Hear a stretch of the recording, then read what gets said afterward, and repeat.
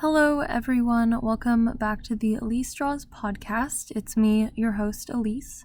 I just wanted to jump in really quickly before the episode and say that, I didn't upload a video last week because I felt uncomfortable doing that with what is going on.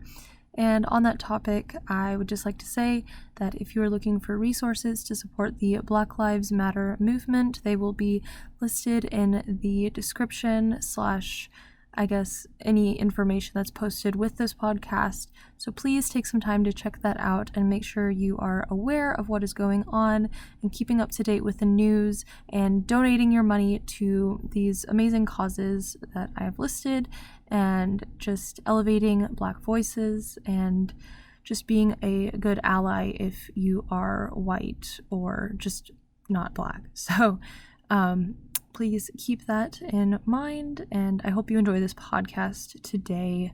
I will be drawing some plants from my grandmother's garden, and I hope you enjoy. I think it's a really nice drawing that I ended up doing. Thank you. So, okay, what's been going on with me?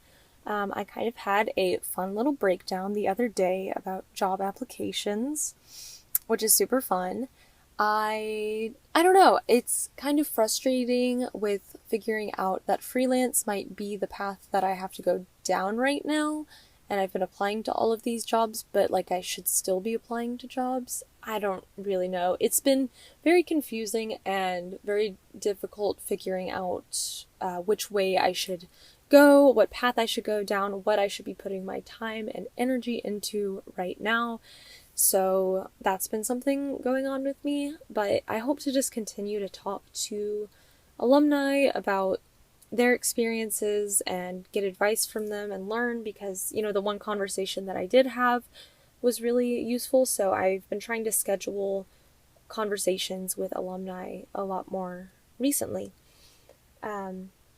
So I did that, and yesterday I made a list of tangible things that I can do, and I had a little cover letter workshop with myself, and that was really good. And I did this thing, and this is the new thing I learned. So jumping into that part of the podcast, I learned that a good strategy for putting together a cover letter is to basically write out all of your experience. Basically what I'm trying to do is write out all of my experiences. This could be, actual job experience, could be, stuff that I did in my sorority, or it could be from classes that I took. And I wrote as much as I could out, and then I wrote what I learned from each of those experiences. So I kind of have a bank of things to pull from. And so I did that. And now whenever I go to write my cover letters, I feel more confident that I can, see, okay, the job wants someone who has a lot of experience communicating with large groups of people. Okay, well, I did that when I was secretary of my sorority, and I also had the recruitment position, and I had to communicate with a lot of people. I also wrote copy for email in my copywriting class, so maybe I will talk about that. And anyway, pull all of that together so I can write a good cover letter. And I had some really good guides that I found. I was looking at this one resource from Patreon, because I'm a patron of a creator that I really love on YouTube, Katie Bellotti, and she had a lot of really good resources about that. So I got to see a cool sample cover letter that I thought was good and kind of understand the format more. So I feel a lot more confident now about writing cover letters. I mean, I still haven't really done any since doing this little workshop, but I just feel a lot better about it. So that's what I learned. You should try that out and really just have a document for, taking maybe lines from other cover letters that you thought were really good and holding on to them and saving them so you're not starting from the beginning. And just having that bank of, lessons that you learned from your experiences to reference whenever you are writing these letters. So I hope that little bit of advice helps. I am still learning everything, and by no means any sort of professional about job applications, but I am trying to learn. So that's what's kind of been going on in my brain. That's probably what I'll be talking about on the podcast a lot in the next few weeks, or months even, I don't know, but that's just what's going on in my head. Speaking of Patreon, this is a new update of something in my life. I, for a while, thought that, or I kind of didn't want to start doing Patreon, being a patron of people, which I know sounds weird, but I knew that whenever I started, I wouldn't want to stop, and I would just want to give money to all of my favorite creators and stuff. So I am now at $12 a month donating, or not donating, I'm a patron of their work, for 3 different creators, and I'm trying to hold myself off there until I, have a job and steady income. But that is something I really, really love, and I want to do more of, is just supporting creators that I love, both just those online that I don't know and in person. So if you know of any creators that you love that you think I should support, please message me on my Instagram at Elyse_draws and send me their art or their music or their work, because I just love to hear about it. But anyway, Patreon is great, and I love that I'm also receiving, new content, good content that is really well thought through. I really like how on Katie Velotti's Patreon, she has a lot more job resources and kind of advice for being a graphic designer or having a creative freelance career compared to the normal content that's on her channel. It has a different purpose, and I really think that's an exciting and interesting thing to do. So I'm supporting her. I'm supporting Annabelle, who has the channel Cat Creature on YouTube. I am so excited she started a Patreon. I think she is outstanding. Please, please check out her channel if you haven't already heard of it. I think she just makes such high quality videos. She's amazing. She was a textiles major at RISD, and she has a lot of really good ideas about sustainability, and I am excited to watch and see what she does with her degree, because, normally doing textiles, you would go to work in the fashion industry, which is really overrun with fast fashion right now and not very sustainable practices. So she's trying to pivot and do other things, and as kind of an artist myself, trying to figure out what the heck I'm doing, I really, really have enjoyed following along with her journey. And the third creator that I have been supporting is Clarice Tudor. I think, yes. She does these really cute comics that I like, and I'm just a tip jar patron of her for right now, but I would like to increase that in the future. Just the tier that I wanted, the rewards for, was kind of too expensive for me to pay because I am not in the UK, so shipping, anyway, whatever. So, Patreon is great. If you haven't checked it out already to see if any of your favorite creators are on it, I would definitely recommend looking into it, because it's just one of the most fulfilling things. It makes me so happy to do. So, let's talk about these plants that I am drawing. So, let's see. The one on the top, which I know you can't see it if you are just listening to this podcast, but it kind of has a lot of little bubbles on it, kind of these orbs, and it kind of maybe looks like grapes, I guess is how I would describe it. But they're like white and pink and yellow, and they're really pretty. Again, I don't know the name of it, but I think it's gorgeous. And then the other plants that I have that are orange in the picture that you can kind of see, but in part 2 of this podcast, I will get into the coloring of them.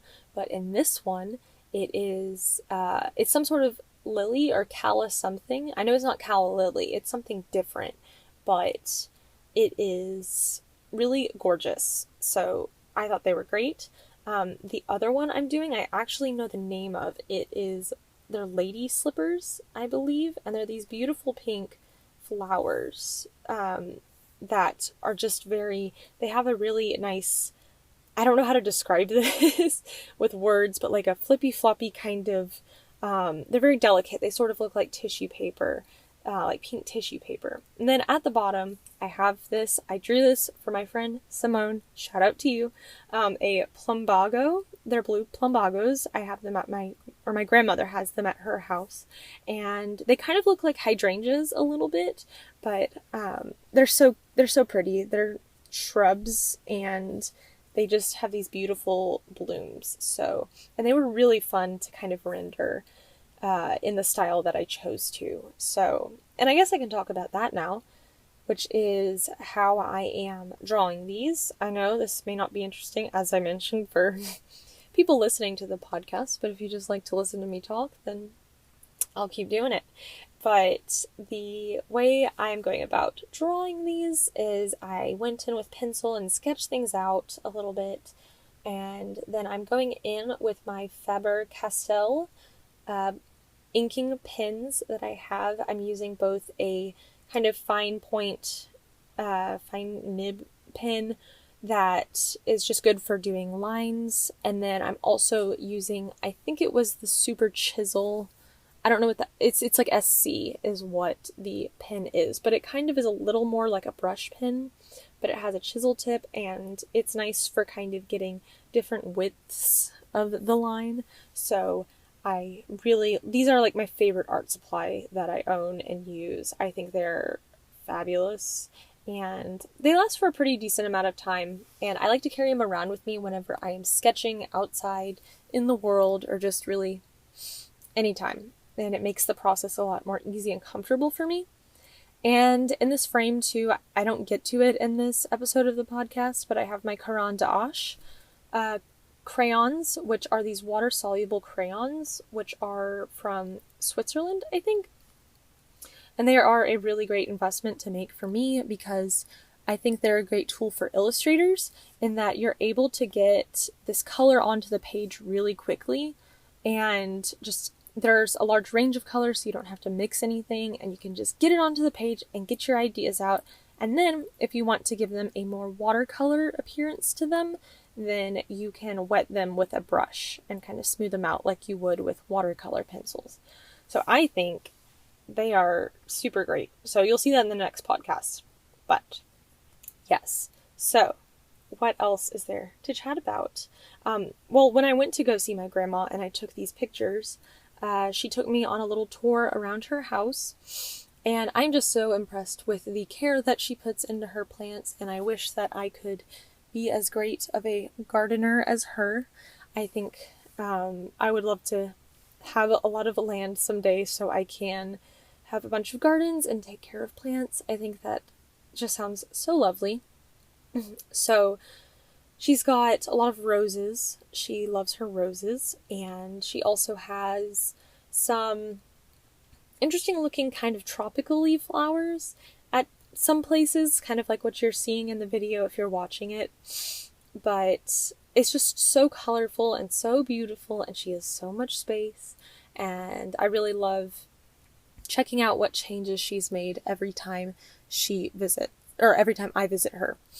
Another funny thing that I love, I think it's pretty funny, you know, maybe controversial, but both of my grandmothers, they have stolen cuttings of plants to propagate into their gardens, and I just think that's such a funny little thing that grandmothers do, mothers do as well. That, you know, my grandma pointed out some little shrubs, and she said, "Those are the ones that we saw in your neighborhood. I think we snipped a little cutting of them and just took them for ourselves."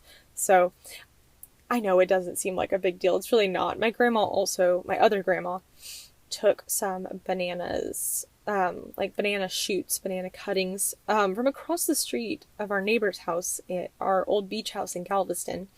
And she planted them. This was like probably 15 years ago.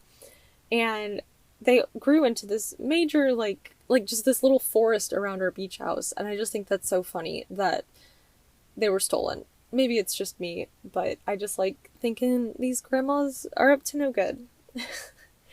So, and speaking of banana plants, I also noticed I have one of the banana plants actually that was from the stolen batch in Galveston, and I noticed the other day, it's been sitting inside for like winter and spring, but I just brought it outside and there's this like shoot coming out of it that doesn't really look like a banana plant, but I'm very confused because nothing has really been near it in the past few months, as far as I'm aware. Maybe my mom had some other plants near it and somehow something got planted in there. But I am very interested to see what happens with it. I hope it's not sucking nutrients from the plant, so I'll keep an eye on it and I'll keep you all updated in case you're just super curious about the well-being of my banana plant. So, let's see, what else is there to talk about? I've been enjoying going on my walks still. That's always a good part of my day. I have found that I need to control kind of what I'm listening to in the mornings when I go on my walks because, well, first, for a while, I just would listen to a bunch of news podcasts, and this was just, even before everything that's going on now with COVID, or separate from what's going on now. Whenever COVID was happening, more at the forefront of everything, it would just get me down. And so I had to transition to first starting off my day listening to music, and then after a little bit of that, then I'll listen to one news podcast, and then I have to listen to something separate, just for my walks. For the rest of the day, I listen to the news and I keep up with everything, but I did have to not pause, but I had to kind of change how I was doing things. And I also just kind of got irritable on my walks, which is a whole other thing that I don't want to get into really. I just have been basically anxious a lot lately and more irritable, and I've been trying to work on that. So maybe later I will discuss that more. Hello, jumping in again. I had a brief coughing fit that I wanted to save your ears from, so I'm back. Sorry about the cut. But yeah, with this drawing that I did, I am really happy with how it turned out. I think it's really pretty, and I love drawing plants, and it was nice having this Bristol board, which I have recently gotten back to using. I can talk about that for a second. But it is this paper that, I don't really know a lot about it. I just know it's kind of good drawing paper, but we had to buy it for like my first 2 drawing classes at Trinity, and I just kind of for a while considered it to be like just basic kind of drawing one material that I wasn't going to use again, but I found some extra Bristol a few weeks ago in my room, and I really, really enjoy using it. I don't know, it's just like a big white piece of paper that I can draw on that can handle different materials pretty decently. I do go in the second part of this podcast and I add some water to it to kind of get the colors moving, but it doesn't handle, paper. It's not watercolor paper, so it's not as heavy and can't handle it as well, but I think it's a really good all-purpose piece of paper, and I've enjoyed just having it sit out on my desk so I can have it ready for me to draw. There's no excuse for me not to draw on the paper and not to get some drawing done in the day. In a YouTube video that I'm going to post in I think about 2 weeks, I'm going to talk about art block and kind of getting through art block during this quarantine time, because I've personally had a hard time getting myself to make work, and this is kind of an issue for winter break and summer break. When I was in college, it was just an issue whenever I wasn't actively taking art classes to produce work. And, I've worried about it before and worried about what that means. It's like, am I not an artist, or what does it mean if I have a hard time motivating myself? I think about these things sometimes. But it is important to be consistent and consistently making art. So what I have been doing, which I'll talk about in that video, but here's a sneak peek for those who are still listening to this podcast at this point, is that I just pull up Pinterest and I've just been drawing people that I see on there. I've been sketching textiles and fashion because that's what's been very compelling to me lately. And I draw plants too. I also take a lot of pictures of plants on my walks and use those as references, but I'm just not trying to get in my head about kind of the originality of the art that I'm making or the sketches that I'm doing, because, you know, when you're in art school, that's something you really need to consider is, you know, not like when you use images, you need to properly cite them. And so I kind of had that mindset when I was doing my sketchbooks for a while, just my personal sketchbooks, but I realized that it's my personal sketchbook. It's just practice. It's working, it's developing ideas, and of course I totally believe that attribution of, you know, creative property, or just, you know what I'm saying, that's really important, and giving credit is really important. But if this is just, I can just sketch stuff from Pinterest if that's what I want to do, and I don't have to share it with anyone, and I don't have to credit anyone because it's just me practicing and getting better. So I've been doing that more lately, and that's just been easier for me. I've just been trying to make things easier for me to do. So I think that's pretty much all I have for the podcast today. Thank you so much for listening, and remember to check the links out in the description of this video/podcast and do more to learn about what is going on. So yes, thank you for watching. Please follow this podcast, subscribe to me on YouTube, like it. This is going on a bunch of different platforms, so I'm not really totally sure what you've got to do, but if you want to support me, that really helps. So again, I've said it a billion times, but thank you for listening, and I hope you have a wonderful rest of your day and a wonderful rest of your week. So, goodbye!